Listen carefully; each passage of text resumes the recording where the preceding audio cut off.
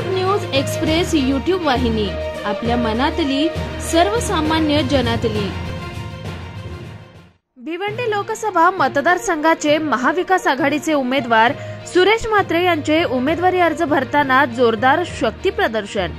आघाडी घटक पक्षाची ही एकजूट विजयात परावर्तित करण्याचं मोठं आवाहन राष्ट्रवादी काँग्रेस शरद पवार पक्षाचे भिवंडी लोकसभा मतदारसंघाचे अधिकृत उमेदवार सुरेश उर्फ बाळामामा म्हात्रे यांनी आज आपला उमेदवारी अर्ज भरताना जोरदार शक्ती प्रदर्शन करून भाजपा, शिवसेना, शिंदे पक्ष आणि राष्ट्रवादी अजित पवार गटात निश्चितच चिंतेचं वातावरण तयार करण्यात यश मिळवलंय। आजच्या त्यांच्या निवडणूक फॉर्म भरण्याच्या रॅलीत आपले मित्र पक्ष शिवसेना, उद्धव ठाकरे, काँग्रेस आणि समाजवादी पक्षाचे अबू आझमी यांचे ठाणे जिल्ह्यातील नेते मंडळी आणि कार्यकर्ते मोठ्या संख्येने उपस्थित होते। त्यांच्यातील एकंदरीत उत्साहाचं वातावरण पाहता भाजपाचे उमेदवार माजी खासदार कपिल पाटील आणि अपक्ष उमेदवार निलेश सांबरे यांना कडवे आव्हान उभे करणार हे चित्र गेल्या काही दिवसात त्यांनी मतदारसंघातील दौऱ्यादरम्यानही मिळणाऱ्या पाठिंब्यावरून दिसून येत आहे। उमेदवार बाळामामा म्हात्रे यांनी आपला राष्ट्रवादी पक्ष, शिवसेना, ठाकरे गट, काँग्रेस आणि समाजवादी पक्ष यांच्या कार्यालयांना प्रत्यक्षात भेट देऊन तळागाळातील कार्यकर्त्यांशी सुसंवाद साधला।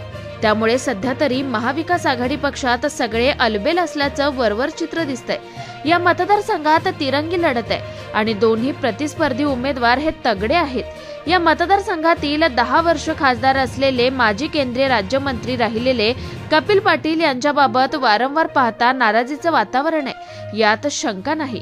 माजी खासदार कपिल पाटील हे ग्रामपंचायत ते जिल्हा परिषद अध्यक्ष ते खासदार या पदापर्यंतचा प्रवास हा निश्चितच त्यांचा ठाणे जिल्ह्यात चांगला जनसंपर्क असल्याचं द्योतक आहे। त्यापेक्षा त्यांच्या मतदारसंघात शिवसेना पक्षाची चांगली ताकद आहे। याचा फायदा त्यांना दोन्ही टर्म्समध्ये झाला हे नाकारता येणार नाहीये।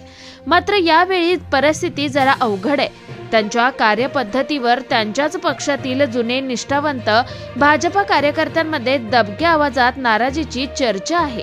त्यांच्या मतदारसंघात हा शहापूर, मुरबाड, बदलापूर, टिटवाळा, शहाड, भिवंडी ग्रामीण भाग येतो। यात प्रामुख्याने शिवसेना आणि राष्ट्रवादी पक्षाची विभागणी झाली असली तरीही एकनाथ शिंदे आणि अजित पवार यांना या भागात फार मोठ्या प्रमाणात प्रतिसाद मिळालेला नाहीये। रिपब्लिकन आठवले गट सोबत असला तरीही आंबेडकर समाजातील आठवले यांचा प्रभाव जवळपास संपुष्टात आलाय, हे वास्तव आहे। मोदी, शहा, प्रणित भाजपा पक्ष हे अल्पसंख्याकांच्या विरोधात आहेत। हा समाज अलीकडे सरकारने घेतलेले काही निर्णय आणि मुस्लिम विरोधात जाहीर भूमिका पाहता अधिक दृढ झालेत। भाजपातील देशपातळीवर असलेले काही वाचाळ नेते संविधान बदलण्याची, आरक्षण संपवण्याची गरड ओकतायत। त्यात अल्पसंख्याकांनी, अनुसूचित जाती, जमाती, ओबीसी यांच्यात संतापाचं वातावरण तयार करण्यात सध्या तरी भाजप विरोधी पक्ष यशस्वी झाल्याचं दिसतंय।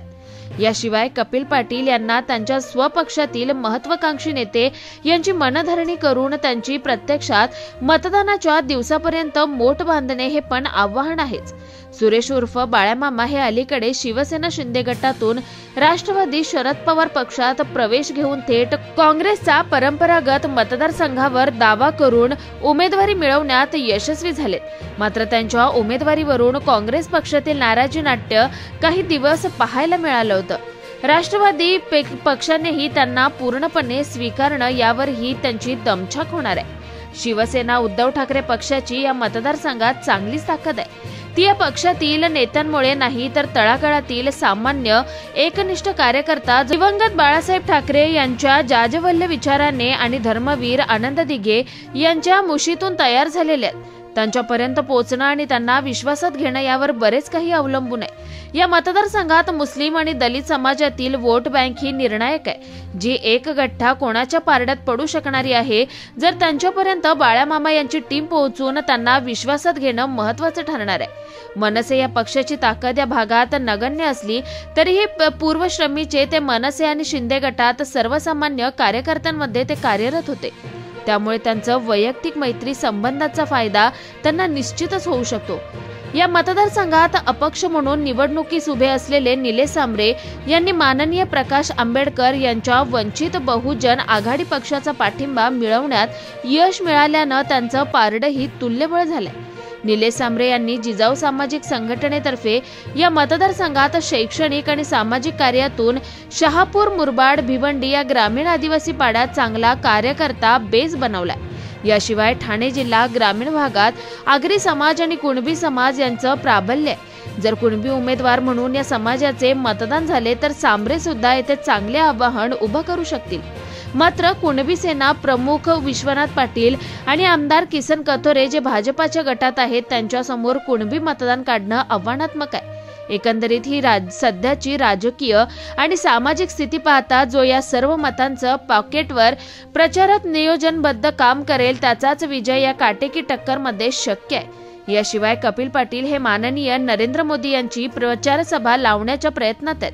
त्यांचा चांगला फायदा निश्चितच कपिल पाटील यांना होईल। मात्र या भागात उद्धव ठाकरे यांनी कोरोना काळात मुख्यमंत्री म्हणून सर्व समावेशक केलेले उल्लेखनीय काम आणि शिवसेना फुटीनंतर त्यांना असलेली या भागात सहानुभूती व माननीय शरद पवार यांच्याबाबतही या भागात असलेला आदर यामुळे या नेत्यांच्या सभांचा सुरेश म्हात्रे यांना फायदा होणार आहे। या मतदारसंघात दळणवळण विशेषतः रेल्वे प्रवासी जो येथील सर्वसामान्य मतदार आहे आणि त्याची रोजीरोटी आहे रेल्वे प्रवासावर अवलंबून आहे, त्या चाकरमान्यांना जो विश्वास देईल आणि अपील करेल तो फॅक्टर ही या मतदारसंघात प्रभावी ठरणार आहे। कारण सर्व जाती धर्माचा कष्टकरी वर्ग हा रेल्वे प्रवासी आहे आणि जो सध्या रेल्वे प्रवासात त्रस्त आहे। यापुढेही बोधामृत या मतदारसंघातील मागोवा घेईलच। तुर्तास इतकेच। श्याम उबाळे, संपादक, साप्ताहिक बोधामृत आणि बोधामृत न्यूज एक्सप्रेस व सरचिटणीस कल्याण कसारा, कर्जत रेल्वे प्रवासी संघटना।